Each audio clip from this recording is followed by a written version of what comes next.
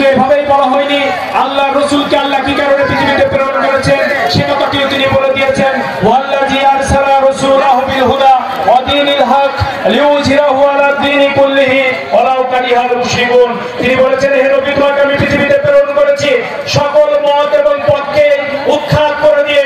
একমাত্র আমার যে বিধান আমি প্রেরণ করেছি এই বিধান অনুযায়ী তোমার সমাজ, তোমার দেশ এটা পরিচালনা করতে হবে, তাতে মুশরিকরা তোমার উপরে যতই আঘাত হোক না কেন। সেজন্য বন্ধুরা,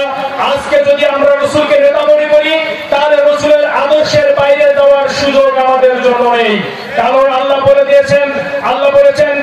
সূরা আহজাবের মধ্যে, লাকাদ কানা লাকুম ফি রাসূলিল্লাহি উসওয়াতুন হাসানাহ, রাসূল সাল্লাল্লাহু আলাইহি ওয়াসাল্লামের জীবনই আমাদের জন্য সর্বোত্তম আদর্শ। সুতরাং এই দুনিয়ার জীবনে আমরা এই বাংলাদেশের জমিনে যদি দেখি 53টি বছর বাংলাদেশ স্বাধীন হয়েছে প্রিয় ভাইরা আমার, কিন্তু এখনো পর্যন্ত ধর্ষকের দাবিতে, বিচারের দাবিতে আমাদের এখনো রাজপথে আমাদেরকে মিছিল করতে হয়,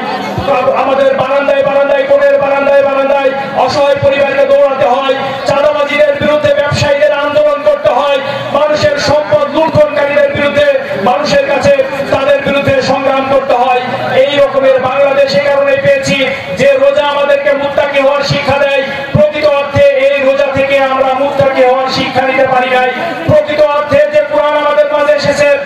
এই কোরআন আমাদের মাঝে যে কারণে এসেছে যে আমাদের এই হেদায়েত স্বরূপ এবং সত্য মিথ্যার মধ্যে পার্থক্য সৃষ্টিকারী একটি কিতাব হিসাবে, সেই কিতাবটিকে আমরা সঠিকভাবে ধারণ করতে পারি নাই। এইটা যদি আমরা সঠিকভাবে ধারণ করতে পারতাম তাহলে আজকে আমাদের এই সমাজে আজকে ভিজিএফ বা ভিডিএফ এর কার্ড নিয়ে খুনোখুনির শিকার হতে হইতো না, আজকে চাঁদার টাকা ভাগাভাগি নিয়ে একদল আরেক দলকে পিটিয়ে লাশ বানাইতো না, আজকে আমাদের এই দেশে একের নিজের স্বার্থ, নিজের সবকিছু অর্জন করার জন্য এই বাংলাদেশের কোটি কোটি টাকা লোপাট করে বিদেশে কেউ বিড়ম্বনা তৈরি করতো না। এই আল্লাহর কাছে জবাবদিহিতার ভয় থাকলে আমরা বেনজির এবং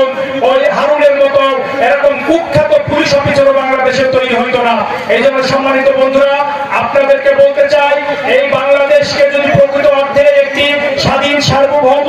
এবং সামাজিক মর্যাদাশীল রাষ্ট্র হিসেবে গড়ে তুলতে হয়, এই বাংলাদেশকে যদি বিশ্বের দরবারে একটি অর্থনৈতিক সমৃদ্ধশালী বাংলাদেশ হিসেবে গড়ে তুলতে হয়, অবশ্যই আল্লাহ ভীতি যাদের ভিতরে আছে, যার ভিতরে আল্লাহর কাছে জবাবদিহিতার অনুভূতি আছে, সেই সমস্ত নেতৃবৃন্দ যদি সংসদ থেকে শুরু করে একেবারে ইউনিয়ন পর্যায় পর্যন্ত সকল পর্যায়ে, আমরা থেকে শুরু করে সকল জায়গায় এই জাতীয় আল্লাহর কাছে জবাবদিহিতা সম্পূর্ণ মানুষ যদি নেতৃত্বের আসলে থাকে এবং আমাদের জনসমাজকে যদি আমরা আল্লাহ ভীতি সম্পূর্ণ মানুষ হিসেবে গড়ে তুলতে পারি, তাহলে কেবল প্রকৃত অর্থে আমরা যে স্বাধীনতার সুখ আস্বাদন করতে চাই সেটা আমাদের জন্য সম্ভব হবে। এই জন্য বন্ধুরা, আজকে বলতে চাই, একথা ঠিক না বললেই নয় যে আমরা জানি